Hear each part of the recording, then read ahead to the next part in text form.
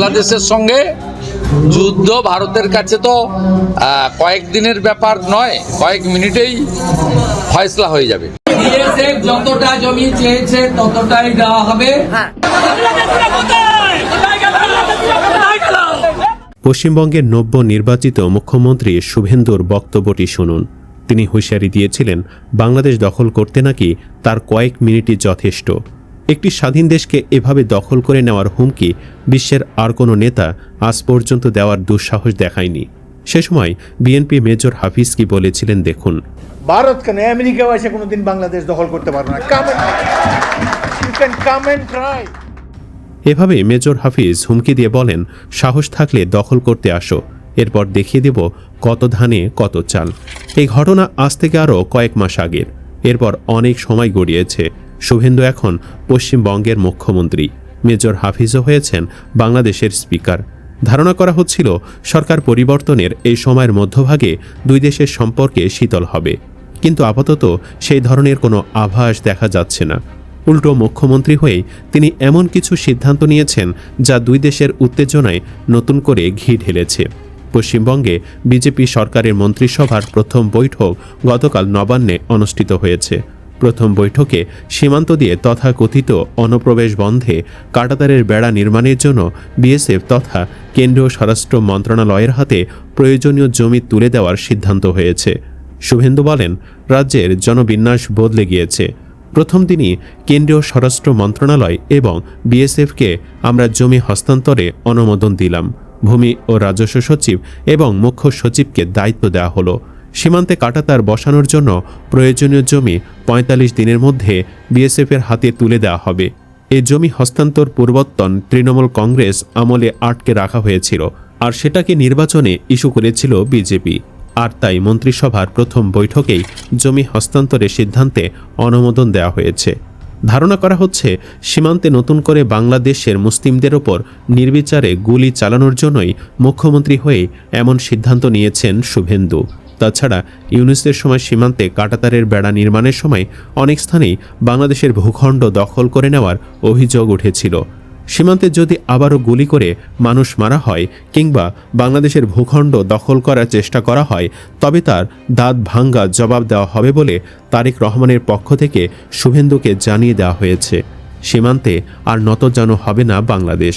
এ বাংলাদেশ আর সেই বাংলাদেশ নেই।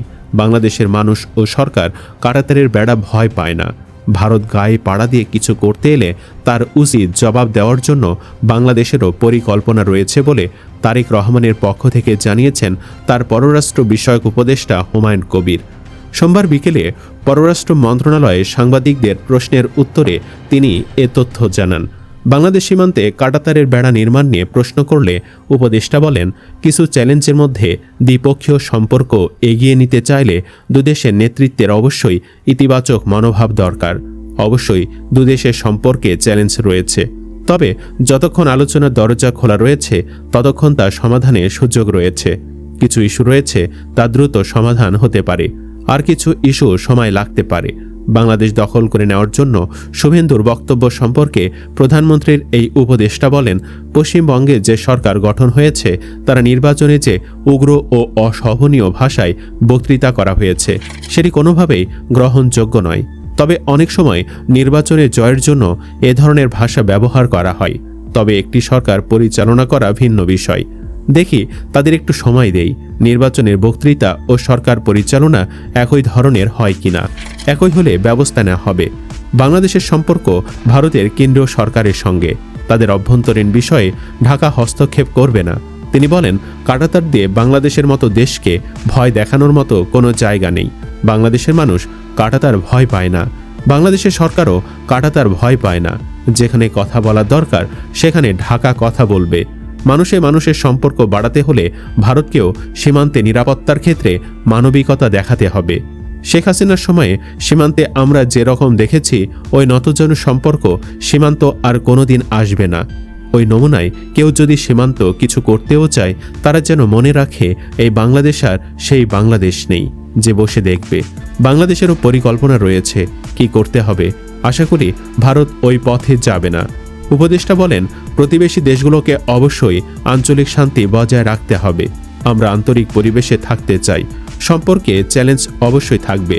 ১৫০০ মানুষকে শেষ করে পালিয়ে যাওয়া শেখ হাসিনা এখন ভারতে রয়েছেন। মনে রাখতে হবে, ভারতে থেকে বাংলাদেশকে অস্থিতিশীল না করাই ভালো। শেখ হাসিনাকে যাতে সে সুযোগ না দেওয়া হয় আশা করি, এবং ভারতের সরকার আশ্বস্ত করেছে শেখ হাসিনাকে এ সুযোগটি তারা দেবে না। তিস্তায় ভারত ও চীন দিয়ে বাংলাদেশের অবস্থান জানতে চাইলে হুমায়ুন কবির বলেন, ভারতের পশ্চিমবঙ্গে ভারতীয় জনতা পার্টি সরকার গঠন করেছে।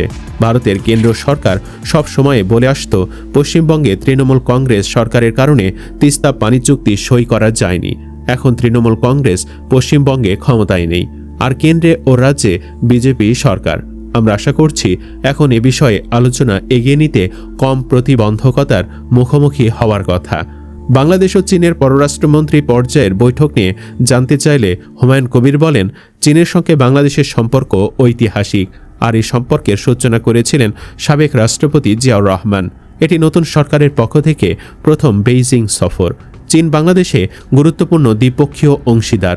এ সম্পর্ককে আরও জোরদার করব। নতুন সুযোগ তৈরি হয়েছে সম্পর্ককে নতুন উচ্চতায় নিয়ে যাওয়ার। চীন প্রধানমন্ত্রী তারেক রহমানের নেতৃত্বে বাংলাদেশের সঙ্গে কাজ করতে আগ্রহী। বৈঠকে বাংলাদেশের পক্ষ থেকে কী ধরনের সহায়তা চাওয়া হয়েছে জানতে চাইলে তিনি বলেন, আমরা সম্পর্কের সব বিষয়েও আলোচনা করেছি। বিস্তারিত না হলেও তিস্তা ইস্যুতে ইতিবাচক আলোচনা হয়েছে। চীনের এক্সিম ব্যাংক এতে অর্থায়ন করবে। তিস্তা প্রকল্পের কাজ কবে থেকে শুরু হবে জানতে চাইলে উপদেষ্টা বলেন, বর্তমানে সমীক্ষার প্রতিবেদন সুপারিশে নিতে হবে। আরও আলোচনা বাকি রয়েছে। বিস্তারিত আলোচনার জন্য আরও সময় লাগবে। প্রধানমন্ত্রীর চীন সফর ও সফরের সময় তিস্তা চুক্তি সই নিয়ে প্রশ্ন করলে তিনি বলেন, প্রধানমন্ত্রীর সফর এখনও চূড়ান্ত হয়নি। কোথায় প্রথম যাবেন, কবে যাবেন, যখন চূড়ান্ত হবে তখন জানানো হবে। চীন গুরুত্বপূর্ণ অংশীদার হিসেবে অবশ্যই প্রধানমন্ত্রী বেইজিং সফর করবেন। ভবিষ্যতে আলোচনার মাধ্যমে সফর চূড়ান্ত করা হবে। এদিকে দীর্ঘ কয়েক দশকের শীতল সম্পর্কের পর বাংলাদেশ ও পাকিস্তানের মধ্যে প্রতিরক্ষা ও নিরাপত্তা সহযোগিতার নতুন সমীকরণ তৈরি হচ্ছে। বিশেষ করে 10 বছর মেয়াদী গোয়েন্দা তথ্য বিনিময় এবং সন্ত্রাসবাদ দমনে প্রস্তাবিত চুক্তির খবর দক্ষিণ এশিয়ার কৌশলগত সমীকরণে বিশেষ করে ভারতের অন্তরে বড় ধরনের কম্পন সৃষ্টি করেছে। নয়াদিল্লি এ চুক্তিকে অত্যন্ত গুরুত্বের সাথে দেখছে। ভারতীয় নিরাপত্তা বিশ্লেষকদের মতে এটি দক্ষিণ এশিয়ায় ভারতের দীর্ঘদিনের কৌশলগত প্রাধান্যের জন্য একটি বড় চ্যালেঞ্জ। কয়েক দশক ধরে বাংলাদেশের নিরাপত্তা নীতি ভারতের সাথে ঘনিষ্ঠভাবে যুক্ত ছিল। পাকিস্তানের সাথে এই নতুন সমঝোতা ইঙ্গিত দিচ্ছে যে ঢাকা এখন তার বৈদেশিক ও নিরাপত্তা নীতিতে মাল্টি অ্যালাইনমেন্ট বা বহুমুখী ভারসাম্যের পথে হাঁটছে। ভারতীয় বিশ্লেষকদের মতে এই চুক্তি কেবল দ্বিপক্ষীয় নয়, বরং এটি একটি বড় ভূ রাজনৈতিক পরিবর্তন।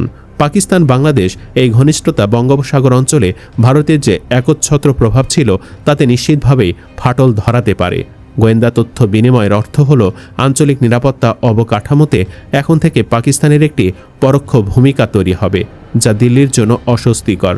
ভারতের শীর্ষস্থানীয় নিরাপত্তা বিশ্লেষক এবং আইডিএসএ ও ওআরএফ এর ঘনিষ্ঠ সূত্রগুলো এই পরিবর্তনকে রেড ফ্ল্যাগ হিসেবে চিহ্নিত করছে।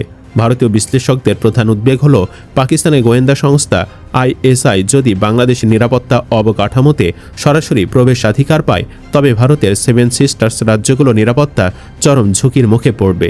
উলফা বা অন্যান্য বিচ্ছিন্নতাবাদী গোষ্ঠীগুলো আবার মাথাচাড়া দিয়ে উঠতে পারে বলে তারা আশঙ্কা করছে। বিশ্লেষকরা বলছেন, গত 15 বছর ধরে ভারত বাংলাদেশ সম্পর্কের যে সোনালী অধ্যায় ছিল তা মূলত নিরাপত্তা সহযোগিতার উপর ভিত্তি করে টিকেছিল। এখন ঢাকা যদি ইসলামাবাদের দিকে ঝুঁকে পড়ে, তবে দিল্লির নেইবারহুড ফার্স্ট নীতি বড় ধরনের ধাক্কা খাবে। সব মিলে সবাই যে ধারণা করেছিল তারেক রহমানের সরকার হয়তো দিল্লির আশীর্বাদে চলবে, তাদের সেই ধারণা পুরোপুরি ভুল প্রমাণিত হচ্ছে। দর্শক, তারেক রহমান এবং বিএনপি সরকারের ভারতের বিরুদ্ধে এই শক্ত অবস্থান আপনার কাছে কেমন লেগেছে জানিয়ে দিন কমেন্ট বক্সে। ভিডিও ভালো লাগলে লাইক দিন এবং চ্যানেলটি সাবস্ক্রাইব করুন। ধন্যবাদ।